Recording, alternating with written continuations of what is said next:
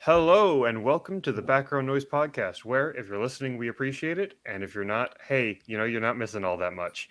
As always, I am your host, Joe, and I I'm have my Jack. And I am somewhat of a scientist myself, Joseph. yes, he is. And as you might understand from that reference, we are finishing up our marathon of Spider-Man movies a little bit later than intended, but we are finally going to Yes. close out Spider-Man: No Way Home, finishing out the long-awaited first trilogy of Spider-Man MCU movies. We'll talk about that. We'll talk about what they're going to do there. Oh, Joe, you know Marvel's never going to let Tom Holland Well, go, ever. I'm 100% certain that they will want to make more. Right? There's no Yes. question that they want to make more. The question is, will they make more? But just to address the elephant in the room, yes, we know that we took off a couple of weeks. We wanted to have some time for Christmas with our families and let you guys have some time not listening to three random weirdos on the internet. But we are back, so we're going to finish out what we're calling season 1 or year 1 of Background Noise. This week we're going to finish up No Way Home. Next week, on Monday, hopefully, you'll be getting our wrap up for 2021, top 5, worst 5, random 5, etc. So, All the fives. all of the 5s, 5 by 5 guys. We're gonna bring in 2 more people just so we can have 5 guys here. 5. No, some of those things are true. And then Only we will 5 of those things are true. only 5 of those Oh, things are God. true. You can pick. Choose your own adventure. I'm about 5 seconds away from leaving. We make the joke 5 times. Yes. That's it. That's There the goes ISO. Joseph. He's done. And- but All right, cut it. We're done. And this is Well, 5 minutes into the recording. Good stuff. And then we will be off for the rest of January until we resume in February with our with season 2. So be looking forward to that. But let's go ahead and jump right in because we have a lot of things to discuss. I'm sure we all have a lot of thoughts about this movie. But just to start us off, first, biggest criticism. The one really huge problem with this movie is we watched this like 2.5 hour long movie and they never tell us who Spider-Man is through the entire movie. It's true. I have no idea. That was Yeah, kind of a dude, bummer. I thought I knew at one point, but it's not coming to me. And They yeah. got the whole comics referencing the Spider-Man's. Wait. Did they ever say who Spider-Man is in the comics too? I don't know. I feel like What's a comic book? oh we're no, the going that memory far, spell's huh? getting too strong. I can't hold them all back. Oh, Do you want to say very quickly, in case you weren't aware, this is going to be a spoiler-heavy talk. yes. You've had this- several weeks. You've had a couple weeks now to watch this movie. If you haven't, go watch Spider-Man: No Way Home. Like, Spider-Man. one of the 3 people who haven't seen this movie yet, go watch it. Yes, and what is it? If for some reason you can't, you're at work, you're at school, pirate it and go to the bathroom for 2.5 hours or something. No. I don't know. Note: background noise does not condone illegal behavior. It does not No. condone pirating. That's a movies. lie. That's a lie. However, yeah, this is a excellent movie. This is a movie that needs to be watched in theaters for your first viewing. Preferably, it needs to be watched in theaters in the first week when it's out, so that you can experience the entire auditorium screaming with joy at every single first appearance of a character, and every third line a character says. Yes, it's the most conflicting audience I've probably ever been to, because you have half the time everybody screaming their heads off, and the other half are like, shh, what are they saying? Yeah. Yep. I'm very as fun as the experience was. I'm very glad I didn't have a very, I don't know, lose your mind heavy crowd. It was very calm, very collective. It was still a lot of fun. If I could describe this, well, I was going to say if I could describe this movie with one word, it'd be fun. It's fun, but that's not the antithesis of it. Antithesis. That's not the right word. No. This it's Do late. you Anyway, do you like to photosynthesize large words into sentences I so you love sound to smarter? photosynthesize large words. It's not the thesis of it is the right word. Yeah, Thesis was in that word, dang it. you literally said the opposite. Antithesis is antithesis. I wanna go home. Congratulations, you I want to go plagiarized. back Nice. home. I want to be put in my insert spoiler here. That's the problem, Joseph. There's no way home. There, Yeah.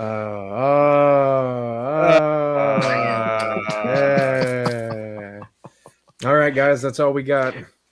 I know we do it every time, but yep, we're stopping right here. Yep. I We're don't done. think we can top. I don't think we can top a roll credits. But yeah, I mean, get us back on track just a little bit. Like watching this movie in theaters, not opening night, I think, but opening weekend certainly was It's opening day. Yes, technically, because opening night was the Thursday before the Friday that the movie comes out, which is Right. an entirely different can of worms. We're not going to open that right now. Watching it the actual opening day, like it was the same experience that I had watching Endgame in theaters that opening weekend, which is just everyone is in the theater, everyone is screaming their heads off about all of the not in a bad way, in a good way of like, yeah, like for those of you who do the sport ball things, imagine going to a sport ball event where the sport ball players are sporting the ball very well and your team is sporting exceptionally well to the point where the sports are sporting in your favor. That was the experience that we had. And everyone's being a good sport about it. And everyone's being a good sport about it, yeah. Except for the screaming. The one objection I have there is lines of dialogue getting drowned out by people yelling because a character appears on screen. Or like Sure. people clapping at random moments. There's a moment we'll get to that. What is it? No one's probably going to expect that somebody just like clapped at. And I looked at the folks I went with and just like, what the? Okay, yeah, good on you, I guess, for liking that little bit. I mean, again, no shame, I guess, but it's like I mean, read the room. Yeah, I mean, people were applauding, at least in the theater I was in. People were applauding as soon as the opening logos for the studios were coming up. Right, as soon as the Marvel logo played. They were like, people were applauding and losing their minds. It's like, okay, that's a little early. Wait until the movie wait until we're in the movie, please. Right. Let's make sure it's good first. You know what would have been really funny? If they were going nuts for the Marvel logo, and then the minute the Sony logo came up, everyone just stopped everything they were doing. We did this too. Hey, this is Sony's highest grossing movie ever. Wow. It's by why. a technicality. It's almost like it's not a Sony movie. But it is. Yeah. Oh man. This is the best kind of win, a technical win. Yes, we take best kind of correct is a technically correct. All right, so how do we want to? We've already given you your fair spoiler warning, so should we just go ahead and jump into discussing the plot, discussing what happens here? Dude, I can't believe the whole Marvel universe died. Whoa, guys. I don't believe it. That was Infinity War, buddy. Oh, yeah, wrong movie. Wrong movie. The other half died. You're about 5 years too late, ironically. Never mind. Has it been 5 years since Infinity War? Oh. Has it been? No, it's not been. Has everybody finally come back from the blip then? Since it's been 5 years? I guess they would have, wouldn't they? I guess so. Okay, now I'm actually really curious. You guys continue the show for a second. I want to know how old I need to feel right now. All right, you go ahead and look that up while we talk. So one thing I wanted to talk about is something someone pointed out to me is this movie is distinct. It has a 3-act structure, but it also has like 2 halves to it. They're unequal halves. Like the first act is Peter Parker has been revealed as Spider-Man, and Mhm. he is dealing with the problems of that. And he's Yep. dealing with everybody knows who he is, and everybody has an opinion about that. You know, we've got Flash, who goes from, crap, this kid I've been bullying all this time is the hero that I look up to I'm going to write a book about how I'm his best friend. Like, over the course of a couple of scenes. And then we've got the none of the colleges want to let Peter, MJ, or Ned in because they're all associated with that nonsense and no one wants to deal with that. So we got this part which is very much still grounded as Spider-Man dealing with Peter Parker problems. And then there's the cut, which is Spider-Man's like, okay, well, I'm going to go and magic my way out of this problem because I have a magic person that I know who can magic solutions for me. And then like there's a drastic change there is a tonal change here where it goes from a Peter Parker movie to a Spider-Man movie. Right. I don't have a problem with that. It's just it's an interesting it's something that happens seamlessly, and then at the end of it you're like, oh, that movie felt different at the end than it did at the beginning. Like the tone of the movie feels strangely different, which also makes sense because the tone of the movie is Peter Parker. The ending of the movie, is effectively Peter Parker doesn't exist anymore. Right. I don't know if do we want to tackle these things in a linear order, or do we just want to jump around with our thoughts at different points in the plot? I don't think it really matters. Something I do want to point out, which I thought was just kind of funny, if once you notice it, it might be something you notice every time. It was for me the point where the film goes from being a enjoyable enough Spider-Man film to being, okay, this is awesome, is when the Lizard says, "And so it begins."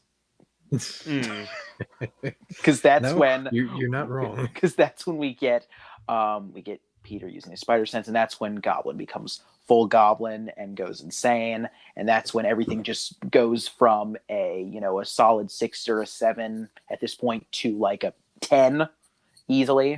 So just stays like that till the end of the movie. Yeah, and it's a roller coaster that oscillates between extremes. Like there's the high moments of like the spider sense, like where you're like, okay, what is Peter doing? What is he?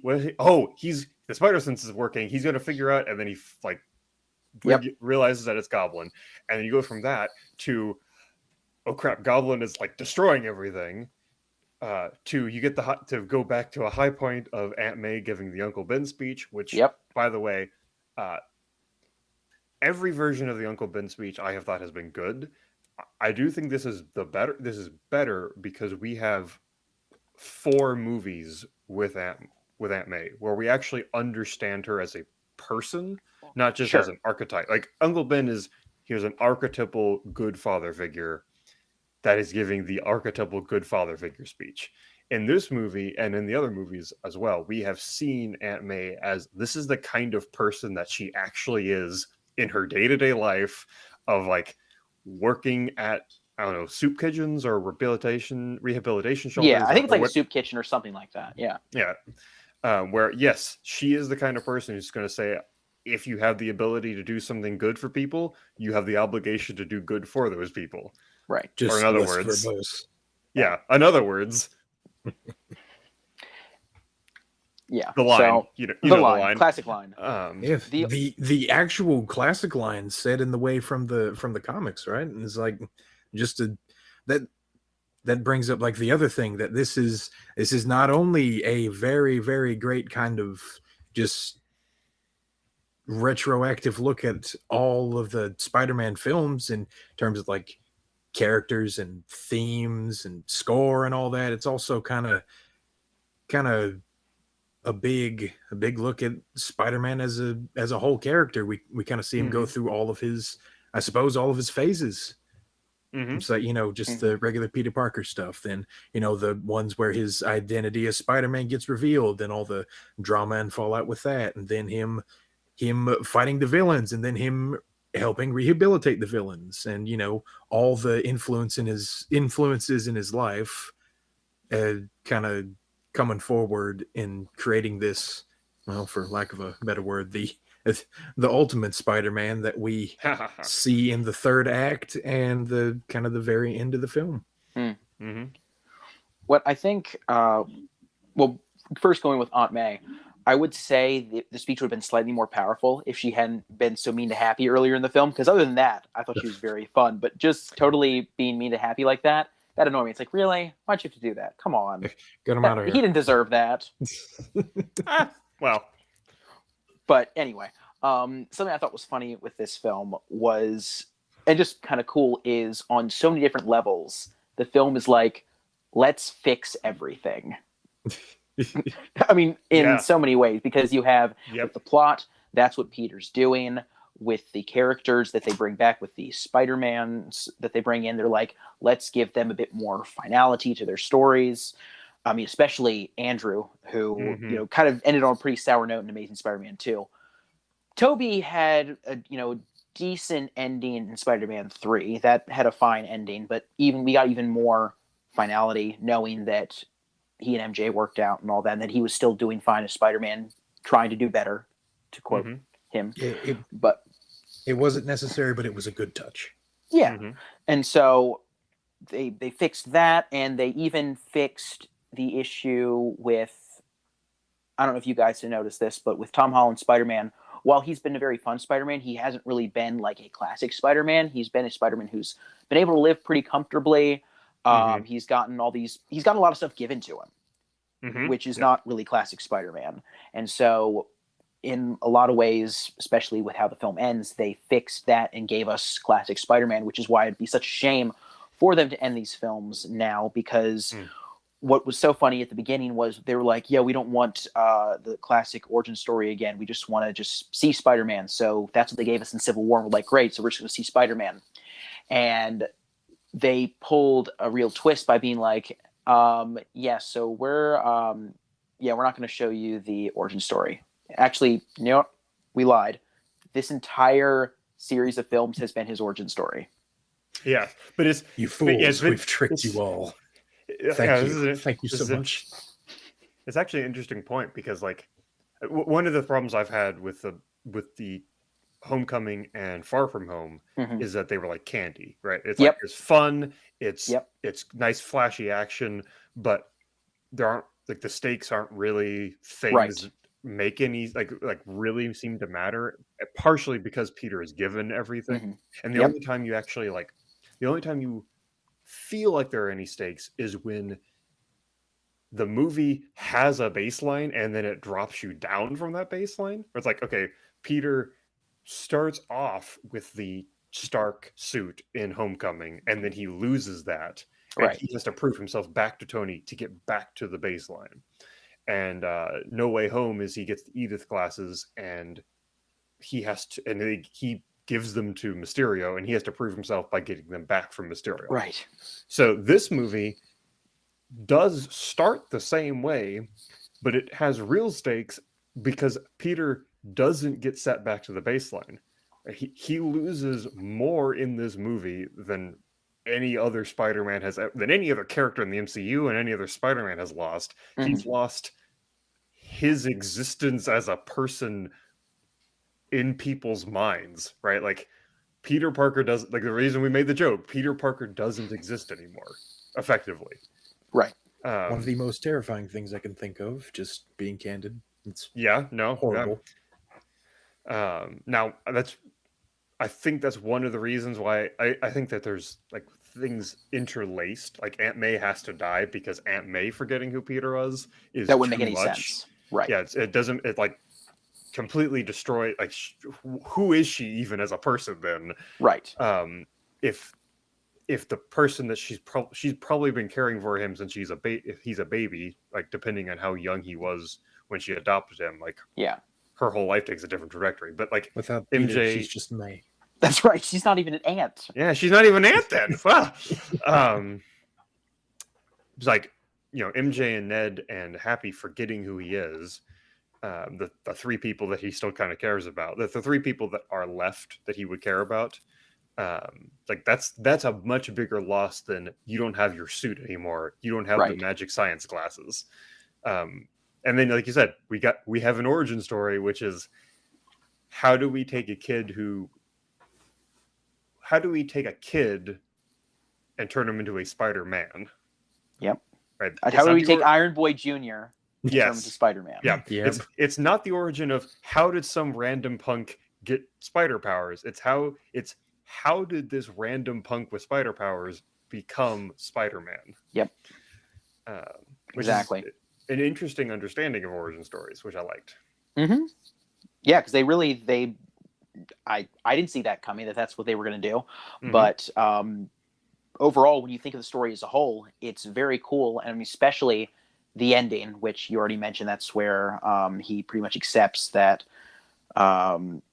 he's alone. He gets, his dumpy apartment and all that. He makes his own suit.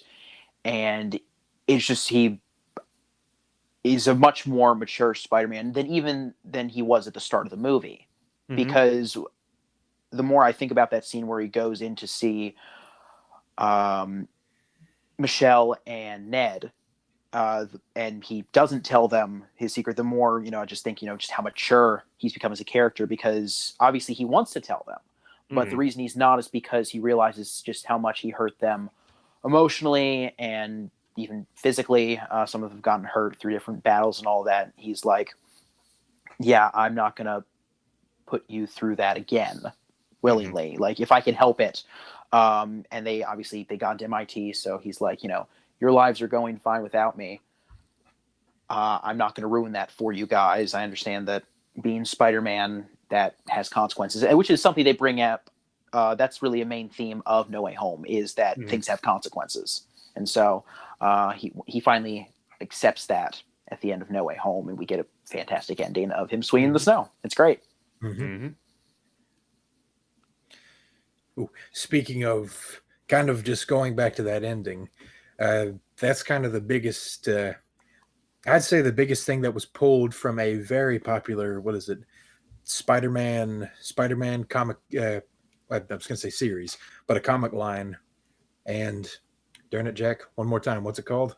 I believe it's called One More Day. Yep. I know pretty much everything except the title, but yeah, called One More Day, that funnily enough is just hounded as being almost the worst comic book ever made. Just kind of like worst thing Marvel's put out. And they were able to twist that storyline of like Spider-Man getting his life reset via, funnily enough, via magic, and just making something great out of it. And I feel like we, just got to bring that up just as a testament to kind of almost this trilogy as a whole. It's been able to translate things very well from comic to movie. And I think it benefits from, the benefits of it being a good adaptation are shown in just the fan response and, of course, the buckets and buckets of money.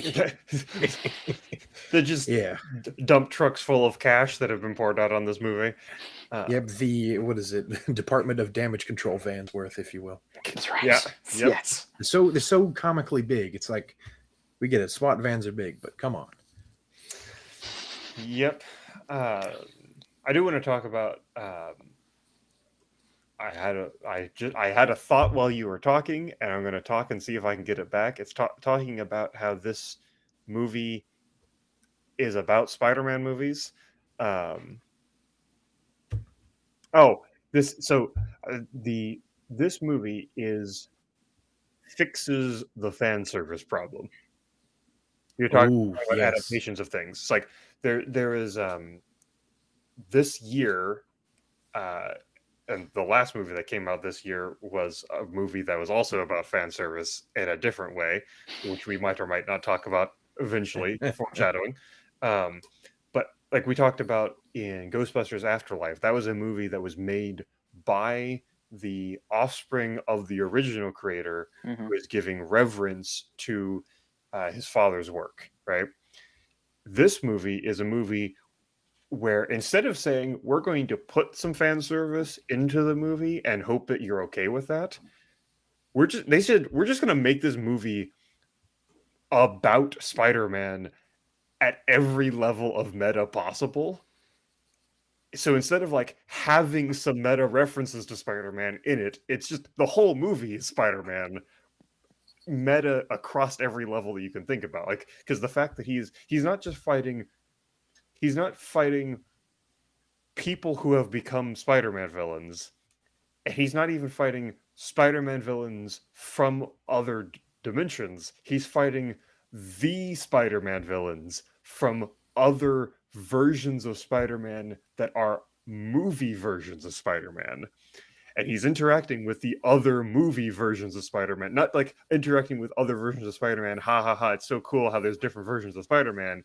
Wink at the fact that the comics exist. Yeah, No, so there's no Spider-Man. There's just like these are the other versions of Spider-Man. Right. And this movie is about like there's the two levels. There's the part of the movie that's about dealing with the consequences of your actions. There's the moral message, but then the other message of the movie is everything about Spider-Man. Mm-hmm. Yeah, it's like basically the fan service is the movie. It's a big chunk of the movie. And it's not like it's just this, wink, wink, even though there are obviously little things here and there that are wink, winks, but it's like, no, they're very much characters in this movie that don't overstay their welcome. And most have enough time on the screen to justify themselves being there. Mm-hmm. Yeah, I can't think of a single character where I was like, where I either thought they needed more screen time or they needed less screen time, right? Like pretty much except for Daredevil. Daredevil could have had more screen time. Sure. That's the one exception. You could have teamed up with him; it would have been fine.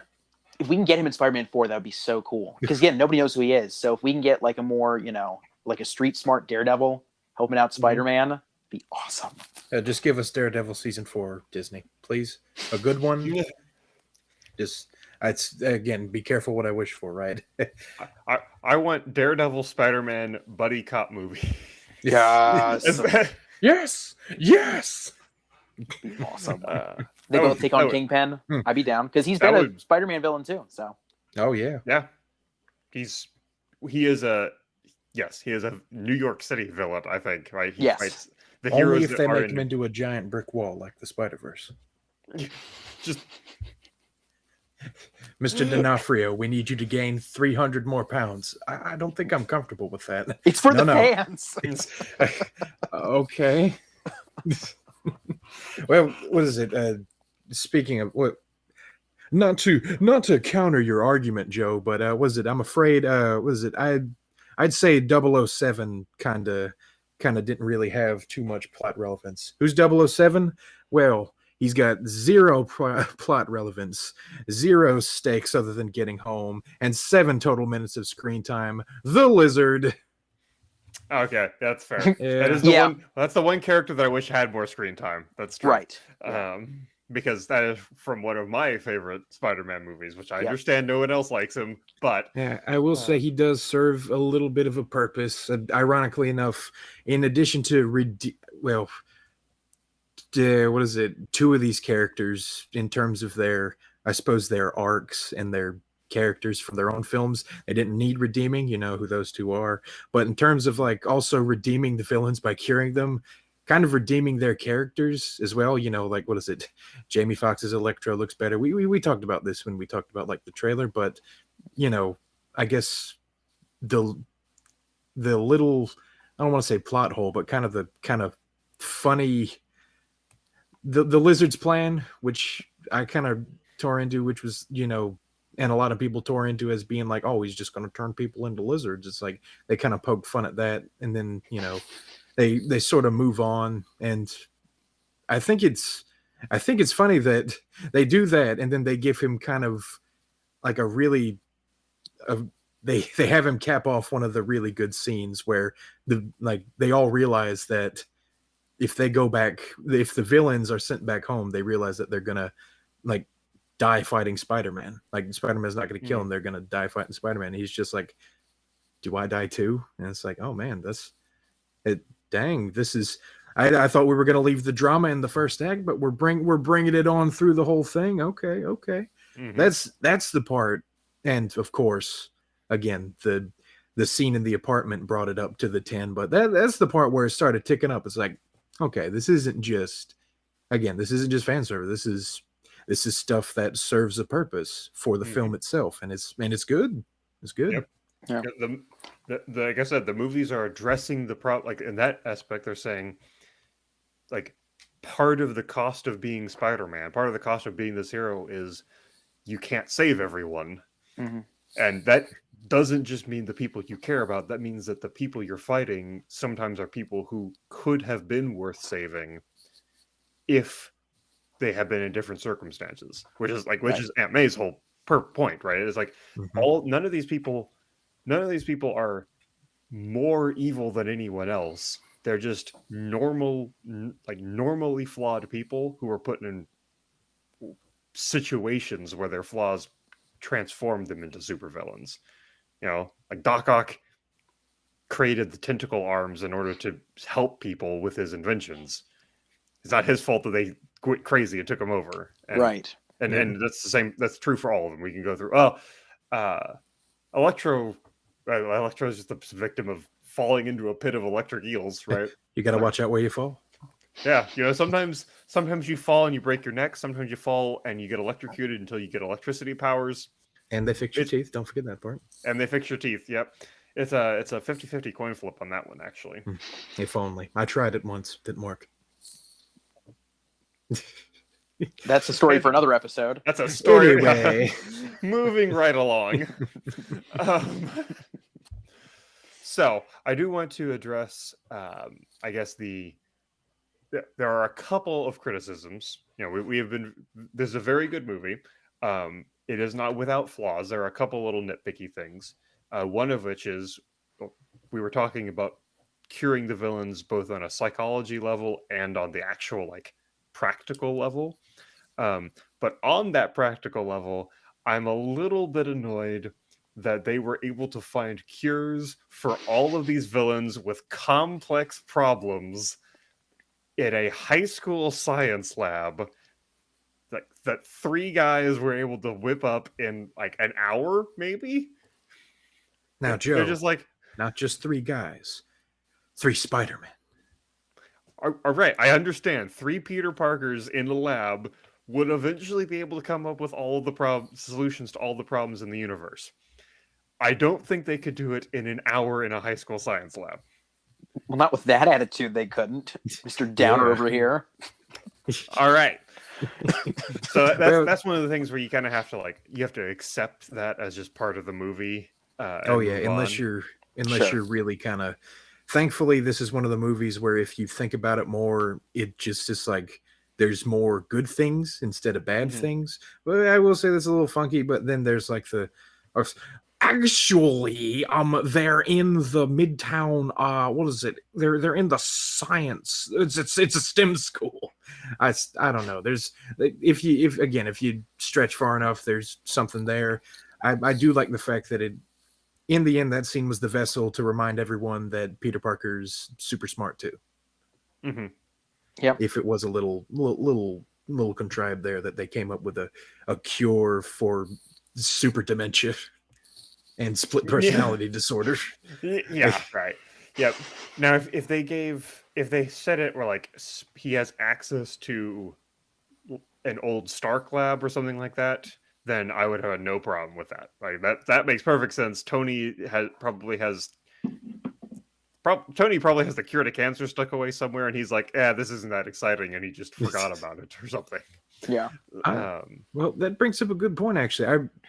I remember now they had the bag of junk from they were using the Mega 3D printer to synthesize stuff. Maybe they just needed to finish it. I don't know.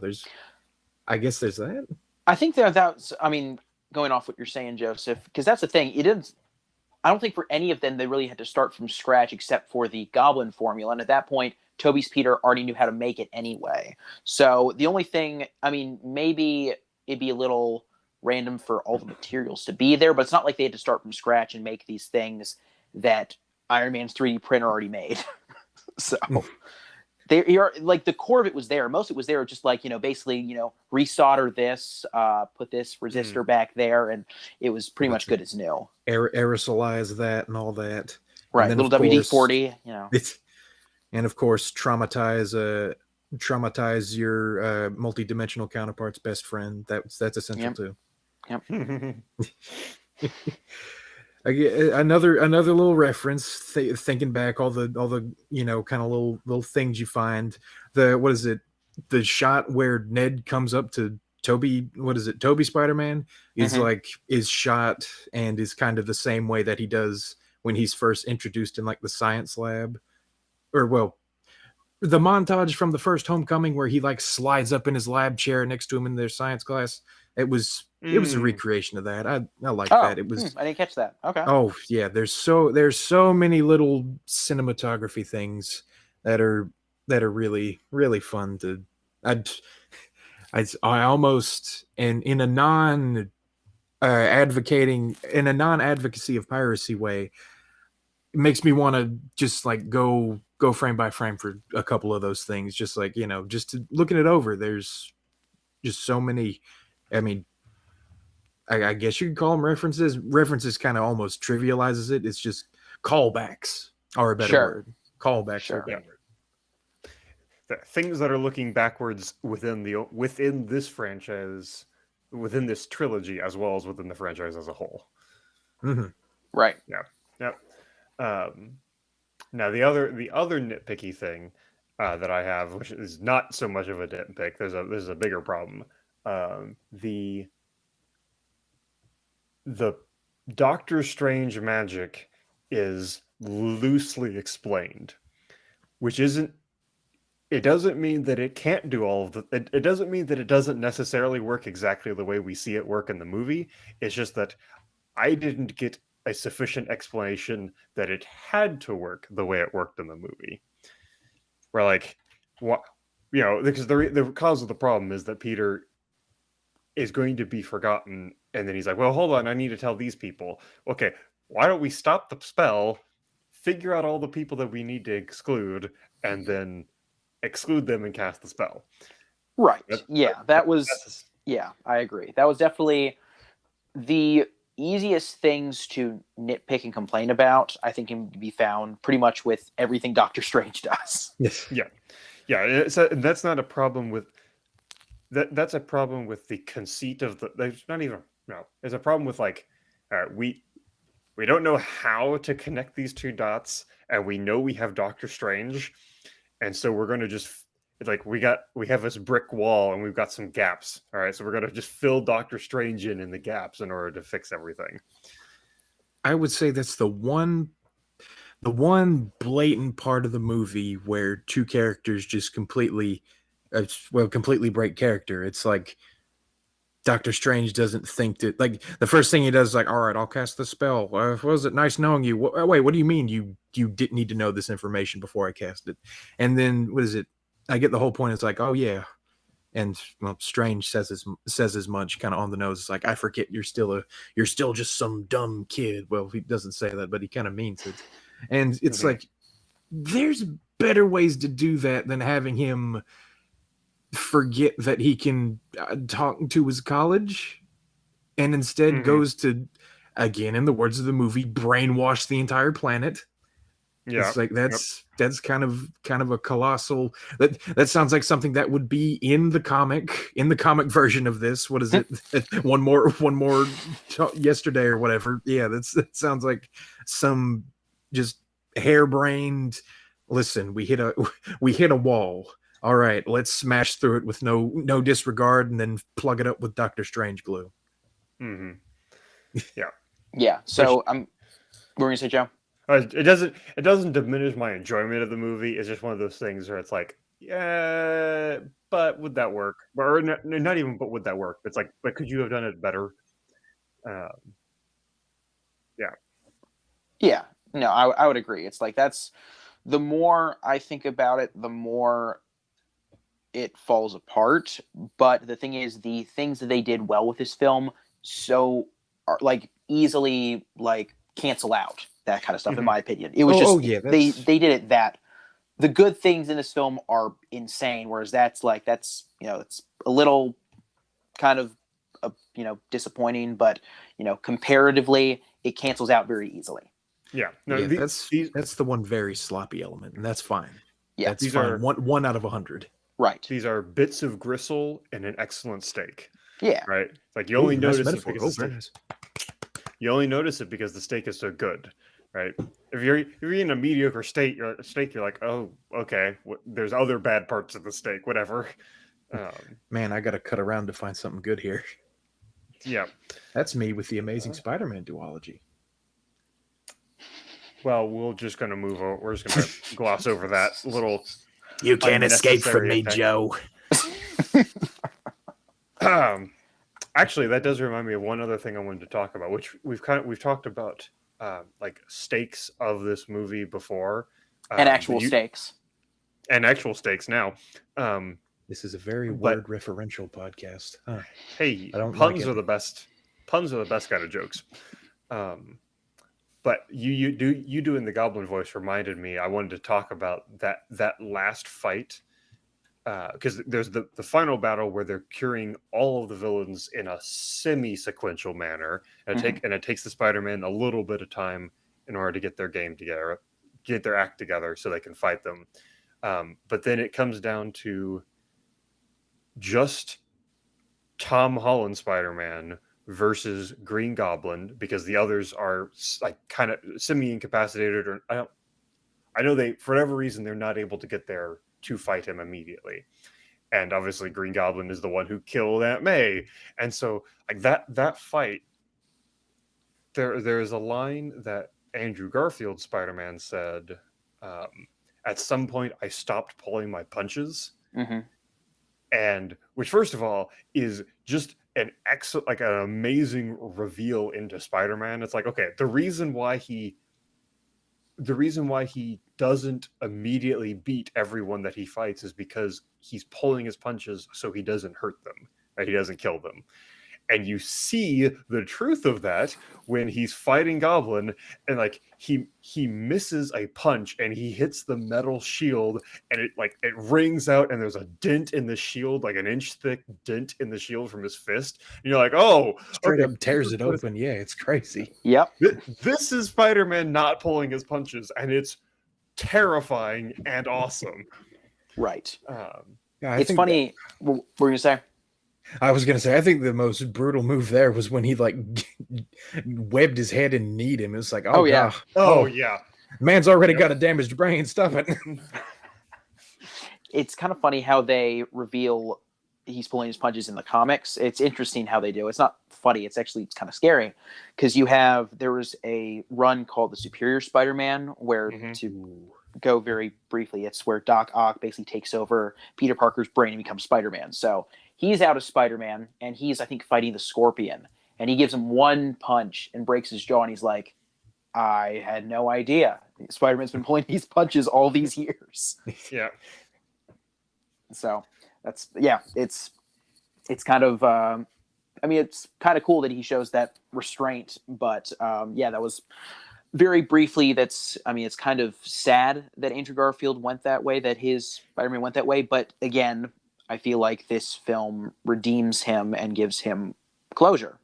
Mm-hmm. So I think every single moment Andrew Garfield had in this film is proof that he's a great Spider-Man given a good script. Sure. I agree.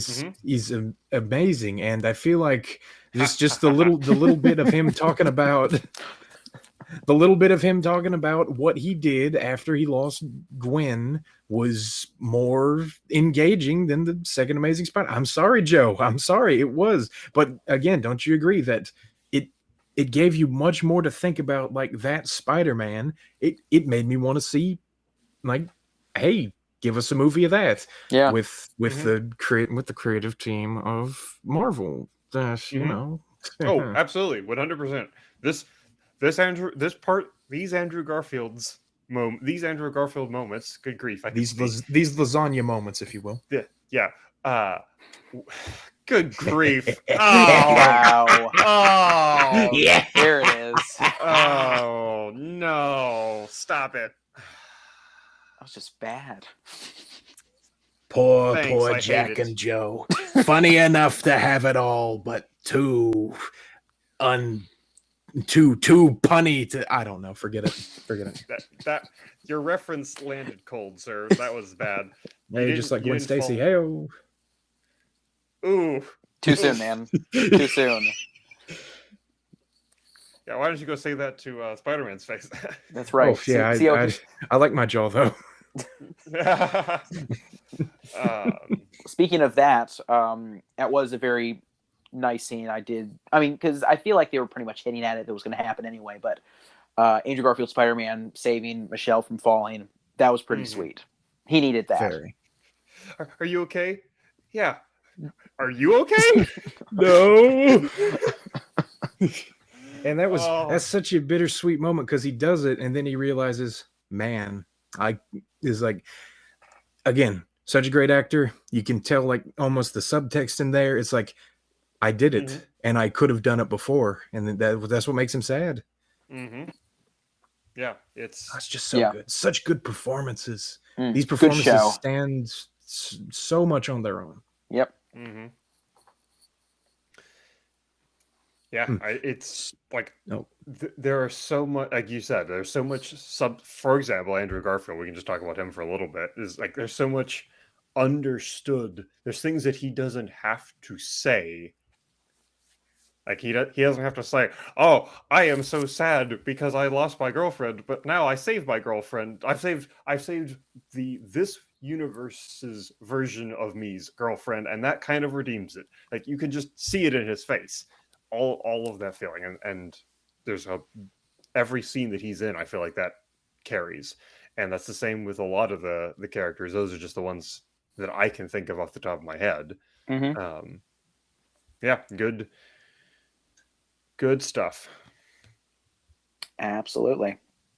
Speaking of performances, I feel like that's another good jumping off point to another well-discussed portion of our previous podcasts, in depth on our bad guys. Well, just because they're bad guys does not mean they are bad guys, of course. But yeah, all right, Wreck-It Ralph.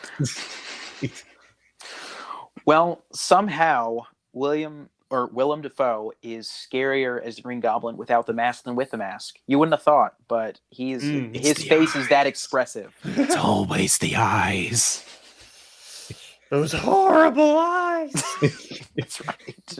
I mean, must be because man, he knocked it out of the park. It was insane. Every scene he was in, which is ridiculous. And again, it shows off his range too, because. What is it? I thought the funniest part of the movie was the background moment where he's just stealing the donuts out of the food pantry. He's just shoving them in his pockets. Yeah, and another thing, just again, add to the Willem Dafoe is really cool. He said in interview several times he did as many stunts as he could. Yeah, I'm pretty sure he did the whole ending fight. I think the only things he didn't do was suplexing him through the floor, through 3 floors. I think that might have been a double there. But again, hats off. That's pretty fair. That is fair. I'll give him that. He's 67. God, it's so hard to believe.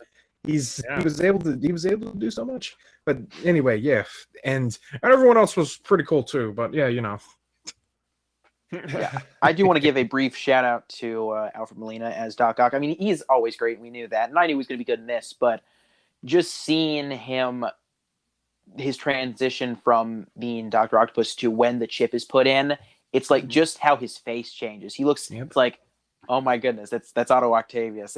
He looks just like he did. He just how his face was. I don't know what he did. It was just like he still got it. It was so fun to see. Just when he was saying, it's me, I'm back, thank you, dear boy. It was very cool. It's like, wow, that's cool. I was very impressed. His moment with Toby at the statue, it was a good sweet moment, especially when the little the Danny Elfman score came into, and it's just like and again you could tell he wasn't Dr. Octopus anymore. He was Otto Octavius come back. Yes. Also, I'm going to say a vote now that anytime we refer to Danny Elfman from now on, it's the little Elfman. I love that. We're keeping that. All right, good. My poor wordplay actually benefited us for once. That's sticking. Fantastic. Oh, it's sticking. The Spider-Man, the thing we got in the Spider-Man podcast is sticking. Yes, it is. Gone. It's the only way. Okay. Good. That's my job, amongst other things. Yeah. No, I was gonna say, like, there is the range of Willem Dafoe, but also like the subtlety, because if you go back and pay attention, you can tell when it's Osborn and you can tell when it's Goblin. Yep. There's dramatic differences, but there's also like subtle differences in how he talks that if you're paying attention, you're like, wait a minute, that's not Osborn. That's not right. But which one of them said, "I'm somewhat of a scientist myself"? I would have to go back and I didn't write down every single line. I have to go back and re-listen to it. But yes, I probably Osborn, considering he was the one who said it the first time. Oh yeah. Well, one of the other going performance-wise, was it another full CG character in was it Flint Marko? I forget the actor's name. He's been in a lot of things that I like, but I don't know. I kind of feel like they called him up and he's like, "All right, you're gonna come back and you're gonna play Sandman," and he's like, "Cool." You think we could maybe wrap up these shooting days in maybe a couple of weeks? All right, yeah, just come on down to the green screen stage and we'll do your stuff. I don't think he was bad, of course not, but I do really think he was there. Mm-hmm. Yeah, he was there slightly more than Lizard was. Yes. Mm-hmm. I think the fact that they reminded us of his motivation a couple times is like he's the one who really just wants to get home, but he's also kind of there to he's really kind of just there to be an obstacle, and again, it doesn't detract from it, but more you think on it's like we could have done without him, but still it was all right. Yeah, I mean, you know what I say? I don't like sand. It's coarse, it's rough, and it gets everywhere, so. Oh. All right, that's it. I'm going to, just like Mysterio, I'm going to dox Jack. Are you ready, audience? Wait, Jack, you don't edit these, do you? What happened there? I don't know. What? No way. Anyway, that's how Jack is the best guy in the whole world. And don't you forget it. All right. Well, after that weirdness, do we want to do last minute thoughts, and then we can do our final rankings for all of the live action Spider-Man movies? I mean, super briefly, because we barely mentioned him. It was just great seeing Toby again too, because I think we talked about everybody else but Toby, but that was he really felt like he was trying. It was great to see him back. He just as a more mature, more experienced Spider-Man, and just the acting was phenomenal, and everyone did a great job, and it really, I think, contributed to the quality of this movie. There you go. Mm-hmm. Yep, he played the part of the veteran Spider-Man very well. I like the fact that he won the web shootout, as it were, between him and Andrew Garfield in their first scene. Yes. It's like, again, it's like, yeah, no, you don't know who you're messing with, man. And then what is it? Of course, when he gets stabbed, of course I knew they weren't going to kill him, but it's like after I watched the movie, I saw like a thing. It's like it was like one thing was Sony, one thing was Marvel. It's like, I give you, after 20 years, I give you the boy for one movie, and you stab him. It's okay. He's been stabbed before. I don't know if you remember this, Joe. When we were at the theater, I feel like that got somebody pretty upset. Like, we got pretty much group reactions from a lot of people, and then when he gets stabbed, you got a few people saying, "Oh," and then one person, at least next to me, I don't know if you heard it, went, "No!" Well, that was one where I was like, they're not going to kill him off, are they? They're not going to do that to us. They're not going to be that mean. They already kill Aunt May in the most brutal death scene, like the most brutal MCU death scene ever. They're not going to kill off Tobey Maguire, Right. Yeah. Spider-Man. I mean, they're obviously not going to kill the actor either. Hopefully. I was wondering why I haven't seen him after this movie. That was, God, I didn't think he was that committed. Oh yeah, did you know that when an actor, when a character dies in a movie, they kill the actor? Yo, is that why I haven't seen Sean Bean for 20 years? Yeah, they have to keep bringing him back and then killing him again, and they just decided it wasn't worth it anymore. Oh God, you don't understand. Poor Sean. This is his last movie role. I don't have the time stone anymore. Well, basically, to summarize, I don't want to hear Zack Snyder say he's making a film for the fans ever again until he can make a film as good as this one. Oh, yeah. Shots fired. However, completely accurate. Yes. That precise is a burn. And precise and accurate, both. All right. So we have been doing a ranking of all of the Spider-Man movies, adding to our list with each additional one, with each additional set of movies. So now we're going to do our full rankings, and because technically, the Venom movies are now part, kind of, of the MCU Spider-Man, kind of, shenaniganery-esque adjacent. I just love that those films were so. I don't know. They're so ignorable that they relegated the main character to an after credits cameo. I think the word you're looking for is Oscar worthy. Yes, those movies are so Oscar worthy. I can't keep the bit up anymore. I'm sorry, guys. I just can't. I broke the. I'm not as committed. I'm sorry. It does set up Venom in the MCU Spider-Man. Yes, so, which will the only reason, Mr. Hardy, the only reason you're here is for you to give Tom Holland another movie. Now, it will actually be great because this will be a Spider-Man who is in a way at his lowest point. Yep. Which is the perfect time for Venom to get attached to Venom. That will be interesting. I'll give him that. Yep. So here's a super quick pitch for what the next trilogy could look like. He's at his lowest point. Things are not going super great. So at the end of 4, he finds symbiote. So then we get 5th movie. We get Miles Morales introduced. And so the fight in that is between Miles and Spider-Man in the symbiote costume. And then 6 is we get both of them fighting Venom. Peter dies. Miles is the new Spider-Man. Oh, that's not terrible. That's an idea. Well, and obviously we'll have to see how that fits in around MCU things. But right. Yeah, because if 4 is he ends with a symbiote and 5 is all about him fighting off the symbiote with Miles, then that means we could get him in some Avengers movie as Black Suit Spider-Man. Yep. Now the MCU is doing a Secret Wars project, so I've got a feeling that if they're going to do anything, they're probably going to give him the suit in the up and coming 4th movie because he got it in Secret Wars, guys. But that sort of thing.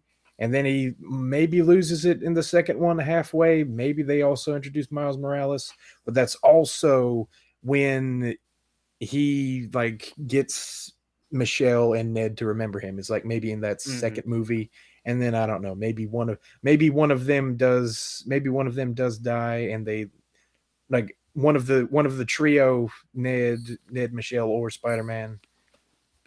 I don't know. Maybe. I've not given this a lot of thought. All right. By next week, I expect full, detailed storyboards for the next trilogy of MCU Spider-Man movies. You got it, Professor. Get Mark Webb on the line. We need him back. But until then, who wants to go first on rankings? I can. That's fine. Okay. I have it pretty roughly set up. So are we going lowest to highest or highest to lowest? You pick, and the rest of us will follow. I guess I'll do highest lowest then. So number 1 for me is still Spider-Man 2, just because I've seen it for years, love it, still holds up so well. Number 2 for me is now Spider-Man No Way Home. Yep. It did so much right, and I can't wait to watch it again. Even though at this point, I've now seen it 4 times. I have a bit of a problem, but it was really good, and I have no regrets. So Number 3 for me would be Spider-Man Homecoming. Number 4 would be the Raimi Spider-Man 1. Number 5 would be Spider-Man Far From Home. Number 6 for me would be Venom. Number 7, I guess I'll do Spider-Man 3, Amazing Spider-Man 2 after that at 8, Amazing Spider-Man number 9, and Venom Let There Be Carnage at 10. You say Amazing?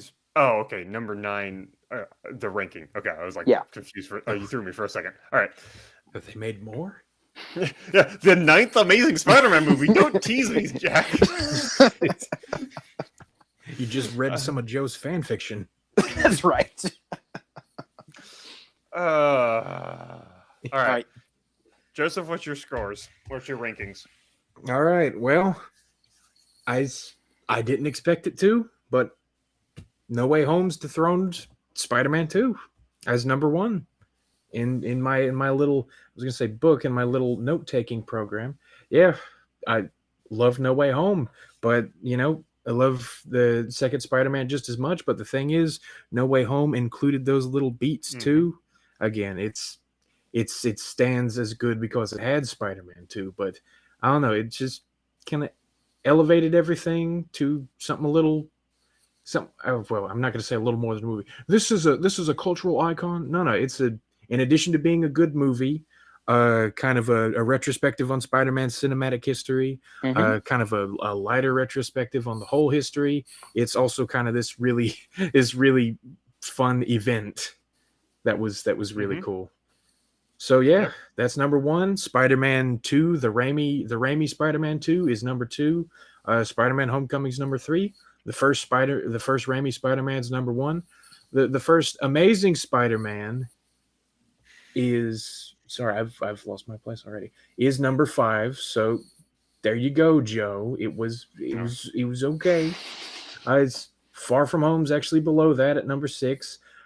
Venom Let There Be Carnage is number 7. Again, it was more fun than the first Venom, aside from the Venom voice, which is just Tom Hardy gargling thumbtacks instead of an alien.